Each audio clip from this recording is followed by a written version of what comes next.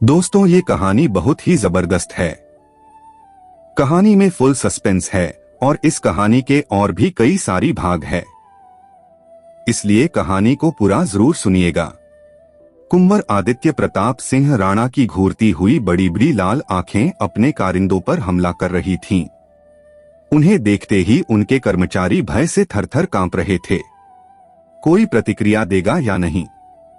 क्या सभी ने सांप का स्वाद चखा है? कुंवर आदित्य प्रताप सिंह राणा ने जोरदार आवाज में हंटर फटकारते हुए कहा।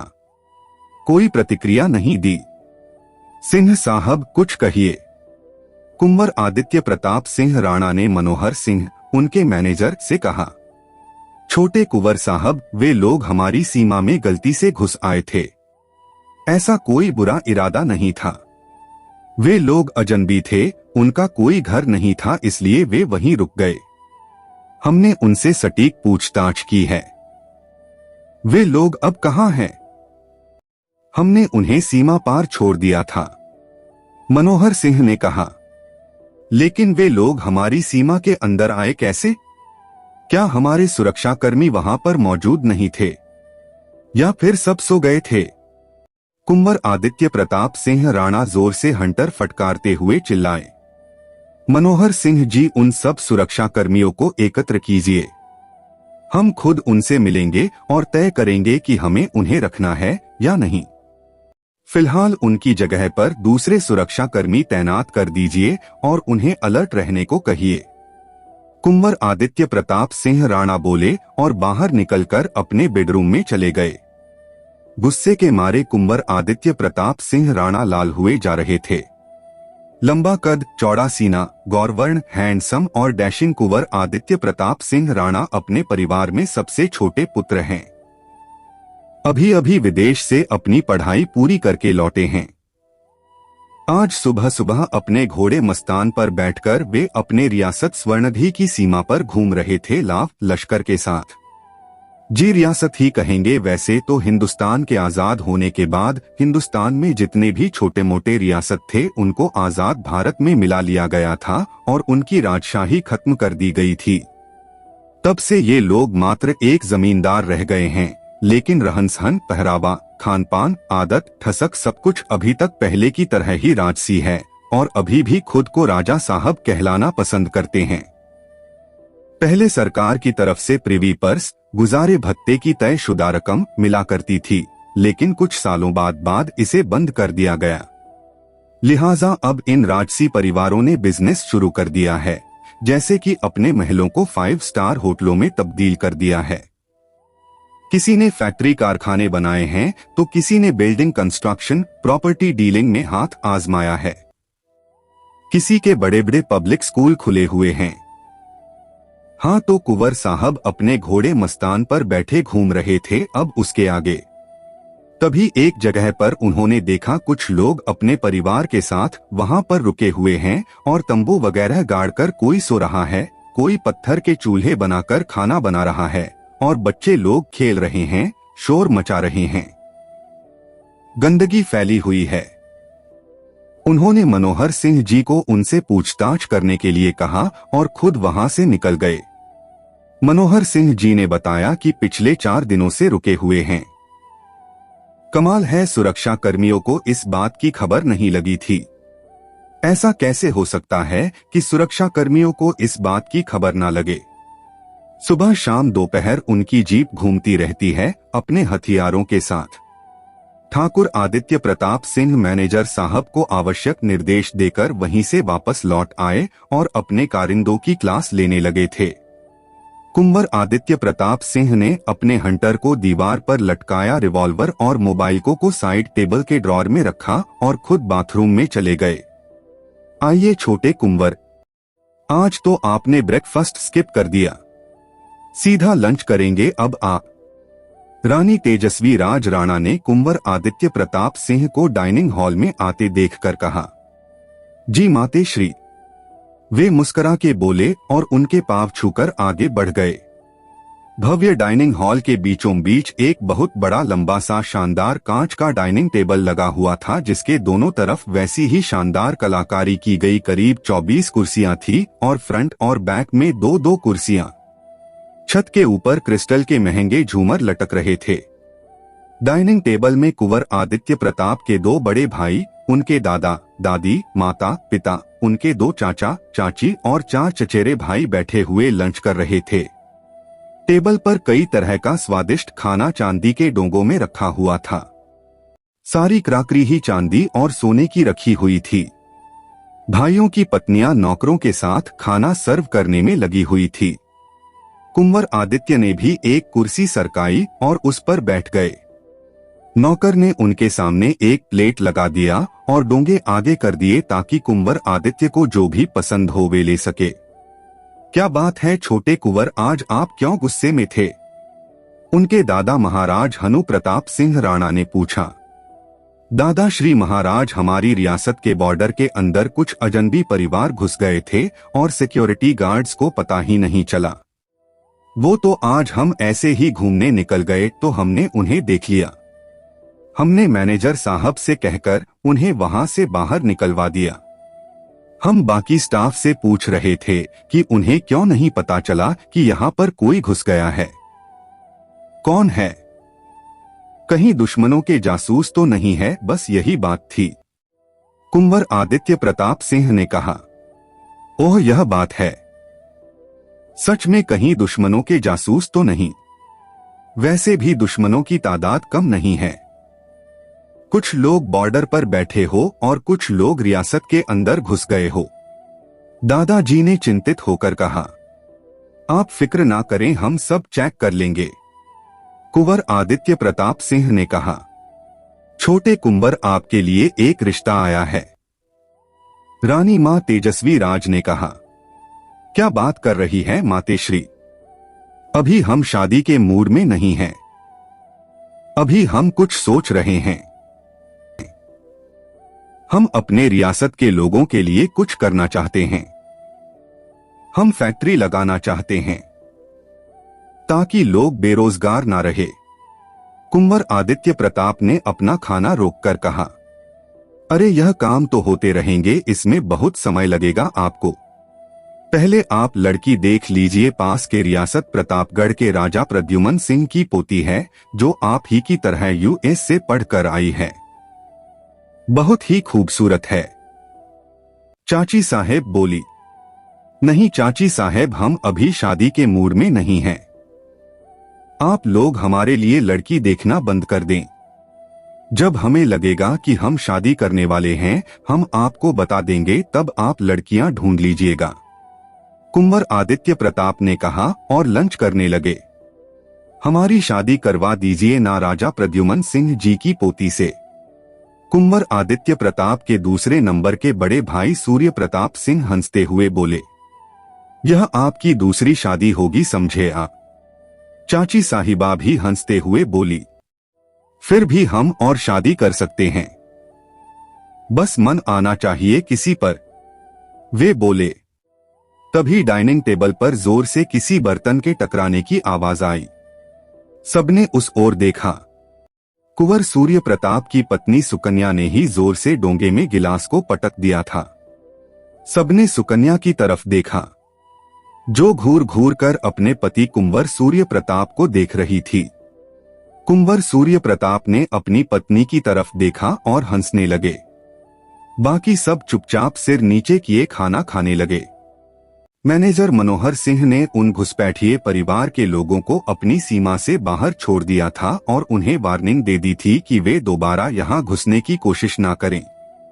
शाम के 4 बजे महल के ही एक हिस्से पर कुंवर आदित्य प्रताप का ऑफिस है। वे अपने ऑफिस में बैठे अपने भाइयों के साथ वार्तालाप कर रहे थे। तभी मैनेजर मनोहर सिंह ने उन्हें खबर दी कि दोषी सिक्योरिटी गार्ड्स बाहर बरामदे में खड़े हैं। चारों भाई एक साथ बाहर निकले और सिक्योरिटी गार्ड्स के सामने खड़े हो गए। कुल मिलाकर 6 सिक्योरिटी गार्ड्स थे सामने, जिन्हें 50 किलोमीटर के एरिया में प्रतिदिन कई बार सीमा पर चक्कर लगाना पड़ता था। कुंवर आदित्य प्रताप सवाल पर सवाल करने लगे। सिक्योरिटी गार्ड्स के जवाब से संतुष्ट न होने पर उन्होंने उनको जॉब से निकाल दिया और उनके स्थान पर दूसरे सुरक्षा कर्मियों को रखने का आदेश और उन सबको कारावास में रखने का आदेश देकर वे भाइयों समेत अंदर चले गए और जाते जाते मैनेजर मनोहर सिंह को एक और आदेश दे गए कि रियासत के अंदर अपने विश्वसनीय गुप्तचर भेजें ताकि अगर कोई अंदर घुसा हो तो उसे पकड़ पाए। कहीं दूर के मंदिर में पूजा हो रही है। मंदिर में घंटियों की आवाज और शंख की ध्वनि से वातावरण गुंजायमान हो उठता है। महाकाल की जय जयकार की आवाज गूंजती है। और अब तुम 6 वर्ष की हो गई हो, जन्मदिन की बहुत सारी शुभकामनाएं कहकर कोई उसके माथे पर टीका लगाता है और उसके गले में सोने का लॉकेट पहनाता है। छोटी सी 6 साल की बच्ची बहुत खुश होती है। अचानक दृश्य बदलता है। मंदिर के पीछे बड़े से तालाब के किनारे सीढ़ियों में बैठकर सभी खुश होकर मंदिर का प्रसाद खा रहे हैं। मंदिर परिसर में बनी चाय की दुकान से लाई चाय पी रहे हैं। बच्ची की माँ दूध का गिलास लिए बच्ची के पीछे पीछे भाग रही है। तभी अचानक कहीं से बहुत सारे लोग दौड़ कर आते हैं और उन लोगों के बीच में घुस जाते हैं। भयानक लड़ाई होती है। भगड़ मच जाती है। पिता उसे झट से गोद में उठा लेते हैं और वह छोटी बच्ची जो अपने पिता की गोद में थी, पिता उसे लिए भाग रहे थे, अचानक उसकर पिता को किसी ने जोर का धक्का दिया। वह पिता की गोद से उछलकर गिरी और अपने परिवार से बिछड़ जाती है। वो छोटी बच्ची रोती, बिलखती, गिरती, पड़ती, फिर उठती, अंधेरे में पता नहीं कहां कितनी दूर निकल जाती है, कुछ नहीं मालूम। आगे रात का घना अंधेरा ही अंधेरा, कुछ नजर नहीं आ रहा है और वह डरकर चिल्लाने लगती है और अचानक बेहोश हो जाती है। चिल्लाने की आवाज सुनकर उसकी बगल में लेटी एक महिला झट से उठी, लाइट का स्विच ऑन किया, फिर शंखिता से बोली, क्या बात है बेटा, फिर कोई सपना देखा? हाँ माँ, बार बार वही एक सपना आता है कि मैं किसी महाकाल के मंदिर में पूजा हो रही है, जोर जोर से शंख और घंटी की आवाज सुनाई देती है, वही कोई मुझे जन्मदिन की शुभकामनाएं देता है, एक लॉकेट पहनाता है। कहीं तालाब के किनारे बैठे खा रहे हैं, फिर अचानक बहुत बड़ी भीड़ आती है और उसमें मैं बिछड़ जाती हूँ। भागते भागते आगे घना अंधेरा छा जाता है और मैं डरकर चिल्लाती हूँ।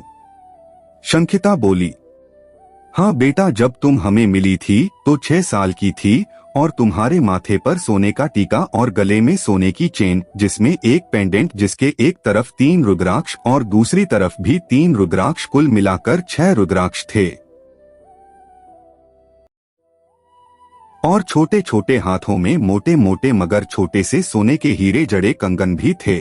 वो सब मैंने संभाल कर रख दिया ताकि कहीं खो ना जाए। मैंने तुम्हारे उस फ्रॉक को भी संभाल कर रख दिया है जो तुमने उस दिन पहना था। ऐसा लगता है उस रात शायद तुम्हारा जन्मदिन था और पूजा हो रही थी।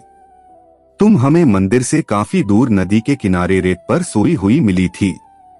उस समय सुबह के 4 बज रहे थे। हम पति पत्नी स्नान करके वापस लौटे ही थे कि अचानक मेरा पैर तुम पर पड़ा और मैं डर गई। तुम्हारे पापा ने देखा और तुम्हें उठाया। हमने इधर उधर देखा, कोई कहीं नहीं था, तुम अकेले थी वहाँ पर, इसलिए हम तुम्हें उठाकर अपने साथ ले आए, क्योंकि हमें उसी दिन ट्रेन पकड़कर यहाँ अपने घर आना था, इसलिए हम तुम्हें अपने साथ ले आए। तुमसे तुम्हारा नाम पूछा तो अपनी तोतली जुबान में तुमने अपना नाम बताया, जिसे हमने संचिता बाजे कहा, मगर तुमने कहा नहीं। फिर दोबारा अपना नाम बताया हमने, फिर तुम्हें संगीता बाजे कहा। तुमने एक बार फिर अपना नाम जोर देकर एक एक शब्द बताया, तब हमने समझा कि तुम शंकिता बाजे कह रही हो। हमें शंकिता नाम अच्छा नहीं लगा, इसलिए तब से हम तुम्हें शंकिता कहते आए हैं। महिला ने कहा, तभी से तुम हमारे साथ हो, इस बात को आज 15 वर्ष हो गए। इस हिसाब से तुम अगर उस वक्त 6 वर्ष की थी तो आज तुम 21 वर्ष की हो गई हो। तुम्हारी उम्र का अंदाजा भी हमने उनसे रुद्राक्ष से ही लगाया था। आज तुम्हारा जन्मदिन है। जन्मदिन मुबारक हो मेरी प्यारी बच्ची। महिला ने बड़े प्यार से शंखिता के माथे पर और चूमा और उसके बाल सहलाए। शंखिता ने भी बड़े प्यार से महिला को मॉम कहकर अपनी बाहों में ले लिया और उनके सीने में अपना सिर छुपा लिया।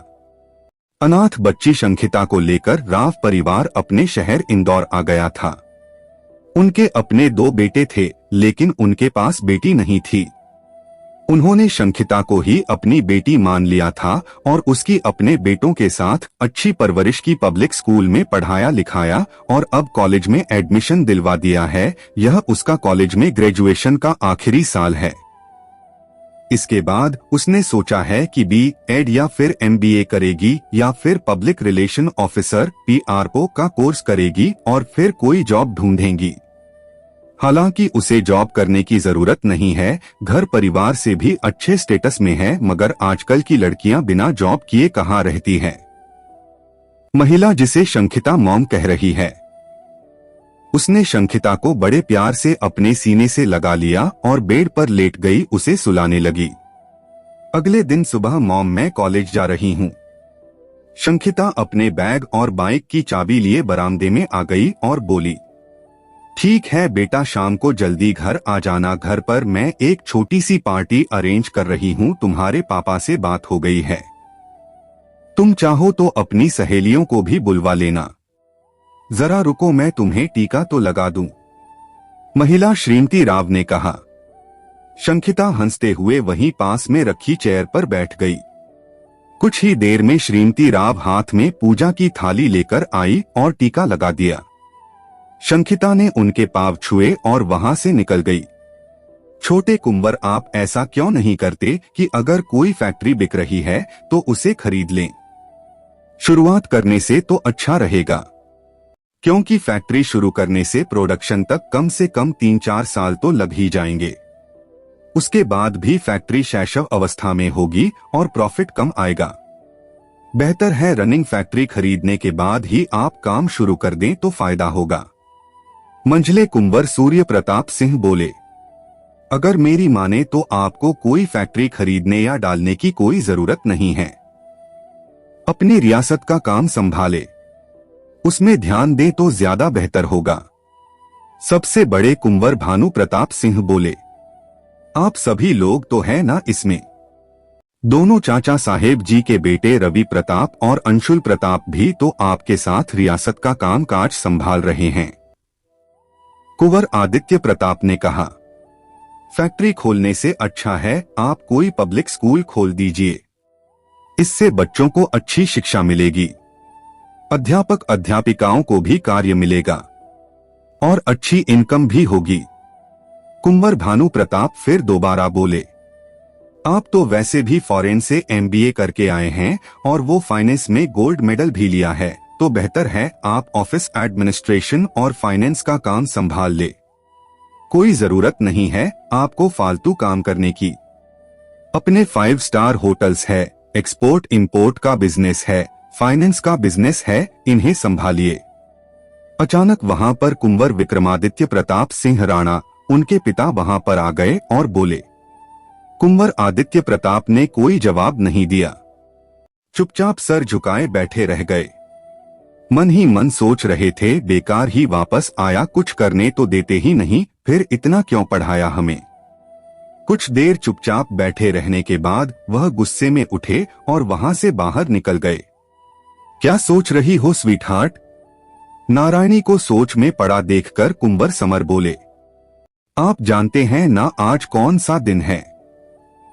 नारायणी उदास स्वर में बोली। नारायणी के हाथ में एक छोटी सी मगर खूबसूरत बच्ची की फोटो, जिसमें बच्ची ने पिंक कलर का फ्रिल वाला खूबसूरत फ्रॉक पहना हुआ था। कुंवर समर गंभीर हो गए और नारायणी के करीब जाकर उसे अपनी बाहों में भरकर बोले, हम कैसे भूल सकते हैं आज का दिन। आज ही के दिन तो हमने अपनी बेटी को खोया था। आज उनका जन्मदिन है। उनके जन्मदिन से कुछ माह पहले हमें राजपुरोहित जी ने बताया था कि 7.5 चल रही है उनके ऊपर। कुछ पूजा जाप वगैरह करवाएं और सावधान रहें। लेकिन हमने इस बात पर ज्यादा गौर नहीं किया और सोचा बाद में इसकी पूजा करवा देंगे, मगर हम भूल गए। अब इसी बात का खामियाजा हमने भुगत रहे हैं। चलिए उठिए और तैयार हो जाइए।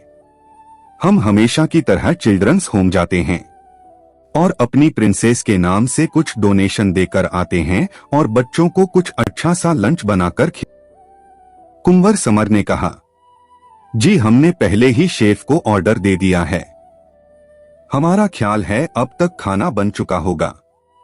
नारायणी उदास स्वर में बोली, स्वीट हार्ट आप कम से कम उदास तो मत होइए। आप जानती हैं आपकी वजह से हम भी उदास हो जाते हैं। आप खुश रहती हैं तो हम खुश रहते हैं। चलिए रिजॉर्ट चलते हैं और वहां से फिर चिल्ड्रंस होम चलते हैं। क्यों ना हम किसी मंदिर जाकर पूजा कर लें और प्रिंसेस के लिए आशीर्वाद मांग ले। नारायणी ने कहा, नहीं स्वीट हार्ट, आपको अगर मंदिर में जाना है तो आप जाएं, हम नहीं जाएंगे। कुंवर समर गंभीर स्वर में बोले और नारायणी को दोनों हाथों से खड़ा करके बेडरूम से बाहर ले आए। वैसे तो कुंवर समर ईश्वर पर बड़ी आस्था रखते हैं, मगर जब से उनकी बेटी गुम हो गई है तब से वे मंदिरों में जाना और पूजा करना छोड़ चुके हैं।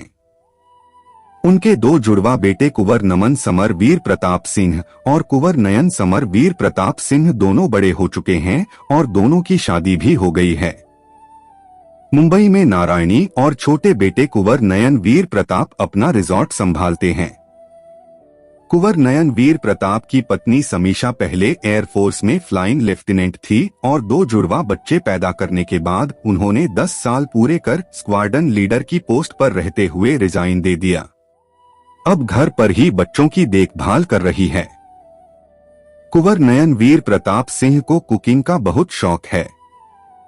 वे तो हर समय किचन में घुसे रहते हैं और नई नई डिश ट्राई कर कभी अपने स्टाफ को तो कभी घर वालों को खिलाते रहते हैं। नारायणी उनसे बहुत खफा रहती है कि इतनी तो इनकम भी नहीं होती जितनी आप सबको खिला पिला देते हैं। कुंवर समर अपने बड़े बेटे कुंवर नमन वीर प्रताप और उसकी पत्नी अनाहिता के साथ मुंबई, यूके और ऑस्ट्रेलिया का ऑफिस संभाल रहे हैं। अब तो हर समय कुंवर समर मुंबई में ही अपनी पत्नी नारायणी के साथ रहते हैं और बीच बीच में कभी अपनी पत्नी नारायणी को लिए घूमने निकल जाते हैं और कई कई दिनों बाद वापस लौटते हैं। उन्होंने तो बच्चों के बिजनेस संभालने के समय ही कह दिया था कि अब वे बिजनेस की तरफ कम ध्यान देंगे, मगर अपनी पत्नी को लेकर लंबी लंबी यात्राओं पर निकल जाएंगे। इसलिए अब कुंवर नमन और अनाहिता दोनों कभी ऑस्ट्रेलिया और कभी यूके बिजनेस ट्रैवल करते रहते हैं। उनके भी 2 बच्चे हैं जो पढ़ रहे हैं। पूरा परिवार मड आइलैंड में एक बहुत बड़े बंगले एक साथ रहता है। कुंवर समर, नारायणी, कुंवर नमन और अनाहिता अपने बच्चों के साथ, कुंवर नयन और उसकी पत्नी समीक्षा अपने बच्चों के साथ सभी 2 गाड़ियों में खाने पीने का सामान भरकर चिल्ड्रंस होम पहुंच गए। वहां पर पहले ही फोन कर दिया गया था कि आज लंच हमारी तरफ से अपनी बेटी के जन्मदिन के उपलक्ष्य में इन बच्चों को दिया जाएगा। जब वे पहुंचे तो सभी बच्चे लाइन से खड़े थे। जैसे ही कुंवर समर अपने परिवार के साथ उनके सामने गए, सारे बच्चे बड़े खुश होकर जोर से चिल्लाए, happy birthday princess, live long princess, stay happy princess. उन्हीं बच्चियों में से एक छोटी सी बच्ची ने कैंडल्स बुझाए और केक काटा। पूरे परिवार की आंखें नम हो गई थी, पर वे होठों से मुस्कुरा रहे थे और बच्चों के साथ खेल रहे थे। कभी उनको अपने हाथों से खाना परोस रहे थे, कभी कभी अत्यंत छोटे बच्चे को अपने हाथ से भी खाना खिला रहे थे। थोड़ी देर बाद जब सब बच्चों ने खाना खा लिया, तब पूरे परिवार ने स्टाफ के साथ मिलकर खाना खाया और एक मोटी रकम डोनेशन में देकर नम आंखें लिए और उदास दिल से चले आए। पिछले कई सालों से ये सिलसिला चला आ रहा है। आप आज फिर ब्रेकफास्ट के लिए लेट हो गए छोटे कुंवर। रानी साहिबा अपनी डाइनिंग चेयर से खड़ी होते हुए बोली, जी मातेश्री, हम मस्तान को लेकर घूमने निकल गए थे और देखने भी गए थे कि हमारी रियासत की सीमाएं सही है कि नहीं। कुंवर आदित्य प्रताप सिंह ने जवाब दिया, तो क्या देखा आपने? सब ठीक है। कुंवर आदित्य प्रताप के पिता श्री कुंवर विक्रमादित्य प्रताप सिंह राणा सीढ़ियों से उतरते हुए बोले, जी पिताश्री, सब सही है। सीमा पर अच्छे से सिक्योरिटी गार्ड का अपना काम कर रहे हैं और हाँ, शहर के अंदर भी हमने अपने गुप्तचर लगा रखे हैं, जिनसे से अब तक यही खबर मिली है कि वहाँ सब ठीक है। कुछ और भी कहना है? कुंवर आदित्य प्रताप ने कहा। क्या मतलब है आपका? कहिए, क्या कहना है? विक्रम आदित्य प्रताप सिंह राणा ने अपनी भवें सिकोड़ते हुए पूछा। मेरा ख्याल है यह बात हम अकेले में आपसे कहेंगे, कुंवर आदित्य प्रताप ने कहा। हम जरा नहा कर आते हैं, उसके पश्चात आप हमारे साथ आपके गहन कक्ष, गुप्त और सुरक्षित कमरा में चलते हैं। वहीं पर आपसे इस बारे में बात करेंगे। इतना कहकर कुंवर आदित्य प्रताप अपने बेडरूम की तरफ जाने के लिए सीढ़ियां चढ़ने लगे।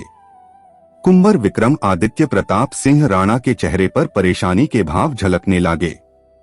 क्या मतलब है आपका? कहिए, क्या कहना है? विक्रम आदित्य प्रताप सिंह राणा ने अपनी भवें सिकोड़ते हुए पूछा। मेरा ख्याल है यह बात हम अकेले में आपसे कहेंगे, कुंवर आदित्य प्रताप ने कहा। हम जरा नहा कर आते हैं, उसके पश्चात आप हमारे साथ आपके गहन कक्ष, गुप्त और सुरक्षित कमरा में चलते हैं। वहीं पर आपसे इस बारे में बात करेंगे। इतना कहकर कुंवर आदित्य प्रताप अपने बेडरूम की तरफ जाने के लिए सीढ़ियां चढ़ने लगे। कुंवर विक्रम आदित्य प्रताप सिंह राणा के चेहरे पर परेशानी के भाव झलकने लगे। कुछ ही देर में कुंवर आदित्य प्रताप सिंह बाथरूम से निकलकर बाहर आए, कपड़े पहने और अपने पिताश्री माताश्री के साथ अपने पिता के बेडरूम में बने गुप्त कमरे में चले गए। क्या बात है? इतना सस्पेंस क्यों क्रिएट कर रहे हैं आप? पिताश्री ने चिंतित होकर कहा। पिताश्री, महल के अंदर दुश्मनों के 2 घुसपैठिए गुप्तचर मौजूद है। उन्हें ढूंढना इतना आसान तो नहीं है, पर ढूंढना तो पड़ेगा ही। इस बात की खबर अभी हम तीनों को ही है महल के अंदर, किसी को बताइएगा नहीं, कुंवर आदित्य प्रताप बोले। लेकिन कौन है, किसने भेजा, कुछ पता है आपको? पिताश्री बोले। नहीं, इसके बारे में अभी जानकारी जुटा रहे हैं, लेकिन हमें चौकस रहना पड़ेगा, कुंवर आदित्य प्रताप ने कहा। अब क्या करेंगे हम? कैसे ढूंढेंगे उसे हम? ऐसा करते हैं, हम सभी स्टाफ को डोट। पिताश्री, आप चिंतित ना हो, हम हैं ना। इस बारे में हम उसी दिन से काम कर रहे हैं जिस दिन हम सीमा पर गए थे। बाकी बातें हम आपको बाद में बताएंगे। फिलहाल आप लोग चौकस रहिए। हमने काफी कमांडोज सादे कपड़ों में महल में तैनात कर दिए हैं और हमारे कुछ गुप्तचर भी हैं यहाँ पर जो इस बात की तहकीकात कर रहे हैं। फिलहाल उनका एक आदमी पकड़ा गया है, लेकिन अभी कुछ बोला नहीं है वो। हम भी उस पर ज्यादा जोर नहीं डाल रहे हैं। कुंवर आदित्य प्रताप ने अपने पिता की बात को काटते हुए कहा। ठीक है छोटे कुंवर, जैसा आप ठीक समझे करिए। क्या बड़े और मंझले कुंवर जी को बताना सही रहेगा? पिताश्री दोबारा बोले। नहीं, अभी रहने दीजिए, हम अपने तरीके से काम कर रहे हैं और इस बारे में ज्यादा लोगों को बताना सही नहीं है। लेकिन हर समय चौकस रहिएगा, कोई अजनबी नजर आए महल में तुरंत उसे कवर करें और खाने पीने की चीजों में भी हमें ध्यान देना होगा। वैसे तो हमारे 2 कमांडोज किचन में भी है जो हमारे खाने पीने का ध्यान रखेंगे, पर मेरा ख्याल है आप सभी लोग यहाँ से कुछ दिनों के लिए देश से बाहर चले जाएं, यहाँ पर मामला सुलझाते हैं, कुंवर आदित्य प्रताप बोले। नहीं छोटे कुंवर, हम आपको अकेला छोड़कर कहीं नहीं जाएंगे, माताश्री और पिताश्री दोनों एक साथ बोले। कुंवर मुस्कुराए और बोले, ठीक है, जैसे आपकी इच्छा। चलिए मीटिंग को यहीं खत्म करते हैं, वरना किसी को शक हो जाएगा, आदित्य प्रताप ने कहा और उठ खड़े हुए। उनके साथ उनकी माताश्री और पिताश्री भी खड़े हो गए और कुंवर ने सीक्रेट डोर के पैनल में लगे स्क्रीन में पासवर्ड टाइप किया, जिससे दरवाजा खुल गया और वे सभी बाहर निकल गए। छोटी बहन की बर्थडे पार्टी हो और दोस्त और सहेलियां ना हो तो कैसी बर्थडे पार्टी? शंखिता के दोनों मुंहबोले भाई रजत और रमन के दोस्त और शंखिता की सहेलियां सभी बर्थडे पार्टी में मौजूद है। दोनों भाइयों ने मिलकर ड्राइंग रूम को बैलून और कलर्ड रिबन से सजा दिया है। सेंटर में बड़ा सा केक कैंडल के साथ रख दिया है। शंखिता की मॉम किचन में मेड के साथ स्नैक्स बनाने में बिजी है। मॉम जल्दी आइए ना, रमन ने पुकारा। बस बेटा मेरा काम खत्म हो रहा है, 5 मिनट में आती हूं, तब तक तुम लोग एंजॉय करो, मॉम ने कहा। क्या मॉम, केक कटने के बाद ही तो एंजॉय करेंगे, रमन ने कहा। तो ठीक है, तब तक अपने दोस्तों और सहेलियों से बातें करो, किचन से मॉम कह रही थी। अरे मॉम, मेरे पास सहेलियां कहाँ हैं? मेरे पास तो दोस्त है ना। अरे तो शंकु की सहेलियों के साथ बातें कर लेना। हाँ, और फिर बाद में खुद ही ताने मारना कि मैं लड़कियों से बातें कर रहा था, बड़ी आई आ। रमन बड़बड़ाया और वापस ड्राइंग रूम में आ गया। मॉम हंसने लगी रमन की बात सुनकर। उन्होंने स्नैक्स कढ़ाई में अच्छे से फ्राई किया, प्लेट में डाला और लेकर डाइनिंग हॉल में आ गई। प्लेट वहां पर रखकर वह ड्राइंग रूम में आ गई और शंखिता के पास जाकर खड़ी हो गई, जो अपनी सहेलियों से बात करने में व्यस्त थी। उन्होंने रमन और रजत की तरफ देखा, जो अपने दोस्तों के साथ बैठे लड़कियों को ही घूरे जा रहे थे। वे धीरे से मुस्कुराई और सिर हिलाते हुए वापस किचन में चली गई। कुछ ही देर में उनके पिता कृष्ण कुमार राव भी आ गए। बच्चों की मॉम उन्हीं का वेट कर रही थी। उनके आते ही वह किचन से गिलास में पानी लाई और कृष्ण कुमार राव को पकड़ा दिया और बोली, बड़ी देर कर दी आपने, बच्चे कब से आपका इंतजार कर रहे हैं। कृष्ण कुमार राव मुस्कुराए और पानी का गिलास अपने हाथ में लेते हुए बोले, हाँ ट्रैफिक था ना इसलिए। चलो चलो सब तैयार हो जाओ, शंखिता बेटा केक कटिंग सेरेमनी के लिए रेडी हो जाओ, हम तो कब से रेडी बैठे हुए हैं। इतना कहकर सभी सेंटर में आ गए जहां पर केक सजाया हुआ था। रजत ने केक पर रखी कैंडल्स को जलाया और शंखिता से कहा, चल मोटी, एक कैंडल में फूंक मार दे। शंखिता आगे आई और उसने एक कैंडल फूंक मारकर बुझा दिया और फूलों और रिबन से सजे हुए चाकू से केक को काटा। सभी गाने लगे, happy birthday to you, happy birthday to you, Shankhita happy birthday to you. Rajat ने केक का छोटा सा पीस उठाया और शंखिता के मुंह में डाल दिया। शंखिता ने भी रजत के मुंह में केक का पीस डाला और फिर अपने मॉम डैड को केक खिलाया, फिर रमन को केक खिलाया। मॉम ने बाकी केक उठाया और मेड को देकर बोली, इसे ले जाओ डाइनिंग टेबल पर रखो, मैं आ रही हूँ। रमन चलो तुम सबको कोल्ड ड्रिंक देना शुरू करो। थोड़ी ही देर में सबने केक और स्नैक्स खाया, कोल्ड ड्रिंक पिया और फिर संगीत की धुन में नाचने गाने लगे। बड़े कुंवर आप इंदौर चले जाइए और कॉन्फ्रेंस अटेंड कर लीजिए, इस बार हम नहीं जा रहे हैं। कुंवर विक्रमादित्य प्रताप सिंह ने अपने बड़े बेटे कुंवर सूर्य प्रताप सिंह से कहा, जी पिताश्री हम चले जाएंगे। सूर्य प्रताप सिंह ने हाँ में सिर हिलाया। अपने साथ कुंवर रवि प्रताप और सुरक्षा कर्मियों के साथ साथ कुछ सादे कपड़ों में कमांडोज को भी लेते जाइए। उन्होंने कहा, 4 सुरक्षा कर्मी काफी है, कमांडोज की क्या जरूरत है पिताश्री, जो हम कह रहे हैं आप वही करिए। इंदौर जाने के बाद भी वहां पर चौकस रहिएगा, अपने आसपास निगाह रखिएगा। वे चिंतित स्वर में बोले, पिताश्री अगर तो हम भी साथ चले, हम अपने परिवार से भी मिल आएंगे। कुंवरानी सुकन्या अपने सिर पर पल्लू व्यवस्थित करते हुए कहा, कोई बात नहीं, आप चले जाइए, हमें कोई एतराज नहीं है, लेकिन याद रखिएगा वे सिर्फ 3 दिनों के लिए जा रहे हैं, वे ज्यादा दिन नहीं रुक पाएंगे। जी ठीक है। सुकन्या ने हामी भर दी और खुश होते हुए अपने कमरे की तरफ चली गईं। इंदौर में कुंवर विक्रमादित्य प्रताप सिंह का फाइनेंस का बहुत बड़ा कारोबार है। आमतौर पर वे स्वयं यहाँ का संचालन देखते हैं, लेकिन इस बार कुंवर आदित्य प्रताप की सलाह पर वे कहीं नहीं जा रहे हैं और वे उनके साथ रहकर यहाँ के हालात पर नजर रखना चाहते हैं। इस वजह से उन्होंने अपने मझले पुत्र कुंवर सूर्य प्रताप को इंदौर भेजने का निर्णय लिया। छोटे कुंवर, क्या खबर है? उन्होंने अपने छोटे बेटे कुंवर आदित्य प्रताप से पूछा। पिताश्री, जिस आदमी को पकड़ा था उसे किसी ने पुलिस कस्टडी में ही गोली मार दी, छोटे कुंवर ने बताया। अरे ऐसा कैसे हो गया? पुलिस स्टेशन में कौन घुस गया इस तरह से?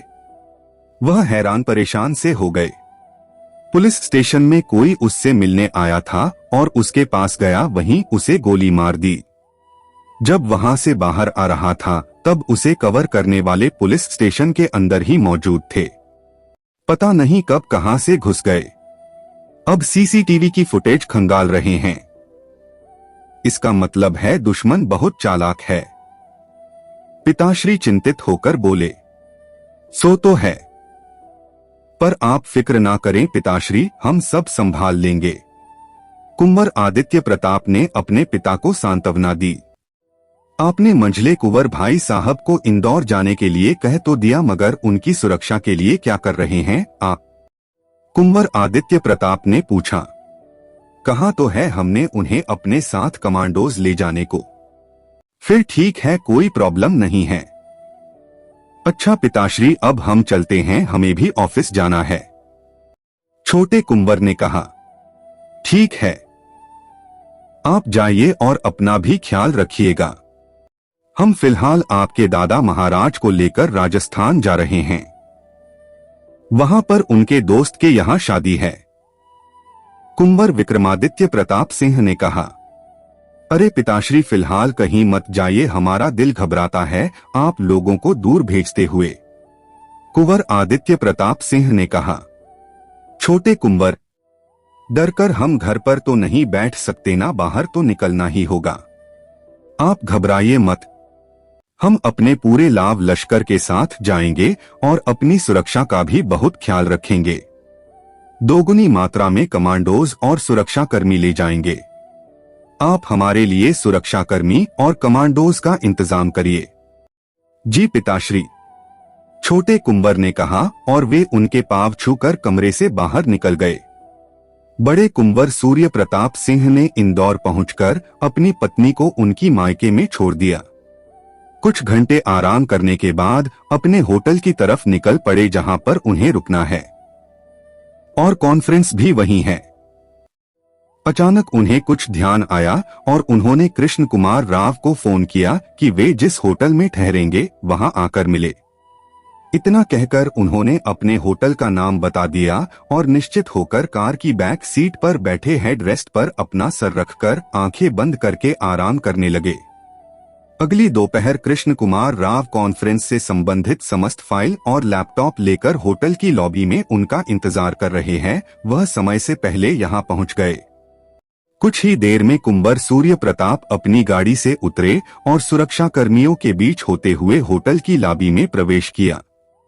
उन्होंने जैसे ही होटल की लॉबी में प्रवेश किया, उसी समय कहीं से अचानक एक के बाद एक बहुत सारी गोलियों के चलने की आवाज आई। ऐसा लग रहा था जैसे कोई स्टेनगन से फायर कर रहा हो। करीब 3 मिनट तक फायरिंग होती रही और फिर अचानक शांति छा गई। गोली की आवाज सुनते ही अफरा तफरी मच गई थी। रिसेप्शनिस्ट ने घबराकर इमरजेंसी अलार्म का बटन दबा दिया था। तुरंत ही वहां पर होटल के बाहर सुरक्षाकर्मी एकत्रित हो गए। हमलावर किधर से आए किधर को चले गए इस बात का पता ही नहीं चला। होटल को तुरंत ही चारों तरफ से घेर लिया गया था और पुलिस भी आ गई थी। जब सबको होश आया तो उन्होंने देखा लॉबी में कम से कम 15 लोग जब फर्श पर लहूलुहान गिरे हुए थे। मामले की नजाकत को देखते हुए पुलिसकर्मी अपने साथ एम्बुलेंस भी लेकर आए थे। सभी को एम्बुलेंस में डाला और शहर के सबसे बड़े हॉस्पिटल में ले गए। कुंवर विक्रमादित्य प्रताप सिंह के फोन पर रिंग आते ही उन्होंने देखा उस ड्राइवर का नंबर फ्लैश हो रहा था जो इंदौर गया हुआ है। उन्होंने फोन उठाया और पूछा, बोलो सब ठीक तो है ना?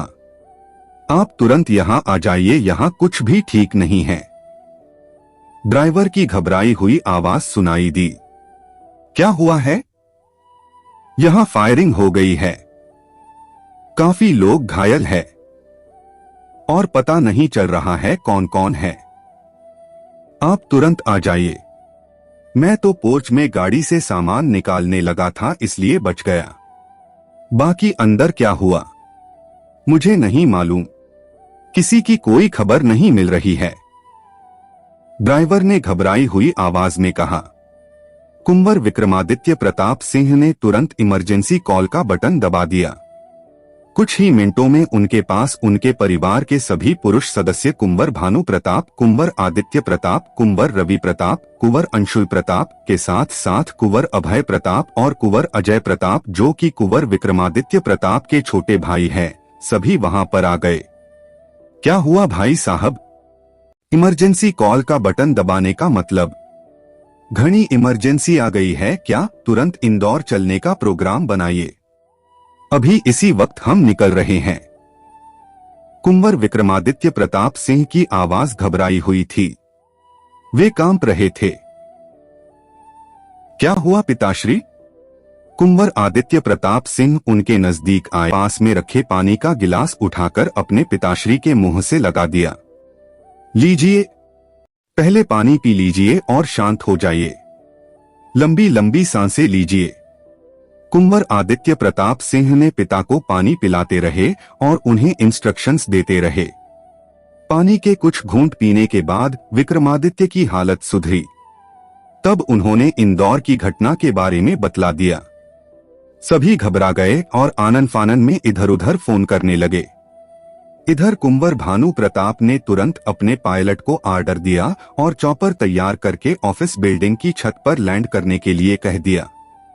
कुछ ही देर में चॉपर ऑफिस बिल्डिंग की छत पर लैंड हो गया था और सभी का इंतजार कर रहा था। इसी बीच दूसरे चॉपर को भी तैयार होने को कह दिया गया और उसमें कम से कम 10 कमांडोज को तुरंत इंदौर भेज दिया गया। कुंवर विक्रमादित्य सिंह, कुंवर आदित्य प्रताप सिंह, कुंवर रवि प्रताप और उनके भाई कुंवर अजय प्रताप चॉपर में बैठकर इंदौर की तरफ रवाना हो गए, जबकि कुंवर अभय प्रताप और कुंवर अंशुल प्रताप महल की सुरक्षा के लिए महल वापस पहुंच गए। हेलीपैड पर चॉपर लैंड हुआ तो सभी उसमें से उतरे और कार की तरफ बढ़ गए। कुंवर आदित्य प्रताप फोन पर किसी को इंस्ट्रक्शंस दे रहे थे। कारों का काफिला हॉस्पिटल की तरफ बढ़ चला। हॉस्पिटल में पहुंचने से पहले ही कुंवर आदित्य प्रताप के कमांडोज और गुप्तचर हॉस्पिटल की सीमा में पहुंच चुके थे। गुप्तचर वहां पर अच्छी तरह से रेकी कर चुके थे और उन्होंने कुंवर आदित्य प्रताप को सब ठीक है का इशारा कर दिया था। कमांडोज कुछ तो सादे सादे वस्त्रों में थे और कुछ अपनी यूनिफॉर्म में थे। जैसे ही कारों का काफिला हॉस्पिटल के प्रांगण में रुका, उन्होंने चारों ओर से कुंवर आदित्य प्रताप और उनके भाइयों को घेर लिया। 4 कमांडोज उनके आगे आगे चल रहे थे और 4 कमांडो उनके पीछे, 8 कमांडोज उनके दायां बायां चल रहे थे। 4 कमांडोज अंदर जाकर चेक कर चुके थे कि हॉस्पिटल के उस वार्ड में जहां पर घायलों को रखा गया है, वहां की स्थिति कैसी है, कोई आसपास नजर तो नहीं रख रहा है। एक एक कर सभी घायलों को चेक किया गया तो पता चला कि कुंवर सूर्य प्रताप भी उन घायलों में शामिल है। उनके शरीर के निचले हिस्से में काफी गोलियां लगी हुई थी। उनके चारों सुरक्षा गार्ड मर चुके थे। साथ ही होटल रुके हुए कुछ गेस्ट भी घायल थे और होटल के कर्मचारी भी कोई घायल था और कोई मर चुका था। होटल और हॉस्पिटल दोनों जगह मातम छाया हुआ था। कुंवर सूर्य प्रताप की शरीर से गोलियां निकाली जा रही थी और वे बेहोश थे। शरीर से काफी खून बह गया था। सुकन्या भी अपने परिवार के पुरुष सदस्यों के साथ रोती बिलखती हॉस्पिटल पहुंच चुकी थी। कुंवर सूर्य प्रताप को तुरंत हॉस्पिटल के सबसे महंगे और आधुनिक सुख सुविधाओं से पूर्ण प्राइवेट वार्ड में ट्रांसफर कर दिया गया। उन्हें अभी होश नहीं आया था। सभी चुपचाप से उनके वार्ड के बाहर खड़े थे। हालांकि इस वार्ड में पेशेंट की सेवा करने वाले के लिए भी पेशेंट के रूम के साथ ही एक रेस्ट रूम है और एक सिटिंग रूम भी है, मगर सभी इतने चिंतित हैं कि किसी को भी बैठने की भी इच्छा नहीं हो रही है। डॉक्टर, मेरे बेटे को कब तक होश आ जाएगा? पिताश्री विक्रमादित्य प्रताप सिंह ने पूछा। 1 आधे घंटे में होश आ जाना चाहिए इन्हें। इनके पेट में और जांघों में गोलियां लगी थी। हालांकि हमने सब गोलियां निकाल दी है, फिर भी केयरफुल रहना होगा। इन्हें बिस्तर से उठने तो बिल्कुल भी नहीं दीजिएगा। बहुत समय लगेगा इन्हें चलने फिरने में, डॉक्टर साहब ने कहा और बाहर निकल गए। उधर कृष्ण कुमार राव भी आईसीयू के एक बेड पर पड़े बेहोश थे। उनकी भी क्रिटिकल कंडीशन थी। उनको भी कंधे पर और सीने के आसपास कई गोलियां लगी हुई थी। उनके परिवार में तो किसी को पता भी नहीं था कि उनके साथ क्या हुआ है, लिहाजा वे अपने बेड पर अकेले बेहोश लेटे हुए थे। उनको ऑक्सीजन और ग्लूकोज सभी कुछ लगाया गया था। उनका लैपटॉप, फाइल्स का बैग आदि सब कुछ एक साइड पर रखा हुआ था। गोलियों से छलनी होते होते भी उन्होंने फाइल्स और लैपटॉप का बैग अपने सीने से चिपका लिया था, कहीं भी छोड़ा नहीं था। तभी अचानक उनका फोन बजा। सिस्टर ने फोन उठाकर देखा तो उस पर बिटिया लिखा हुआ फ्लैश हो रहा था। सिस्टर ने फोन रिसीव कर लिया। हेलो पापा, कहाँ है आप? काफी देर हो गई है, आप घर आए नहीं। उधर से आवाज आई। फोन के दूसरी तरफ शंखिता थी। आपके पापा हॉस्पिटल में हैं। आप अपने परिवार के किसी बड़े सदस्य को यहां पर भेज दीजिए। सिस्टर ने हॉस्पिटल का नाम बताया और कहा। क्या हुआ मेरे पापा को? उधर से शंखिता की घबराहट भरी आवाज सुनाई दी। आप यहां हॉस्पिटल में अपने परिवार के किसी बड़े सदस्य के साथ आ जाइए। आपके पापा ठीक है, लेकिन इस वक्त बेहोश है, सिस्टर ने कहा और फोन काट दिया। शंखिता इस समय घर पर अकेली थी। घर में उसके दोनों भाई नहीं थे। वे दोनों कोचिंग क्लास ज्वाइन करने के लिए गए हुए थे और श्रीमती राव भी घर पर नहीं थी। घर का कुछ सामान खरीदने पास के मार्केट गई हुई थी। शंखिता ने अपने बाइक की चाबी उठाई और बाइक स्टार्ट करके तेजी से हॉस्पिटल की तरफ निकल गई। उसने श्रीमती राव और अपने भाइयों रमन और रजत को व्हाट्सएप मैसेज भेज दिया था कि वह हॉस्पिटल जा रही है और वे लोग भी वहीं पहुंच जाएं। वहां पर पापा बेहोश है। कुंवर आदित्य प्रताप अपने कमांडोज से घिरे हुए पार्किंग में इधर उधर घूमते हुए लगातार फोन पर बातें किए जा रहे थे। कमांडोज दायां बायां देखते हुए उनके आगे पीछे अलर्ट होकर घूम रहे थे। एक पल के लिए कुंवर आदित्य प्रताप पार्किंग के कोने की तरफ जाकर रुक गए और फिर से चहलकदमी करते हुए फोन पर बात करने लगे। तभी अचानक तेजी से एक बाइक आई और उनसे टकराकर रुक गई।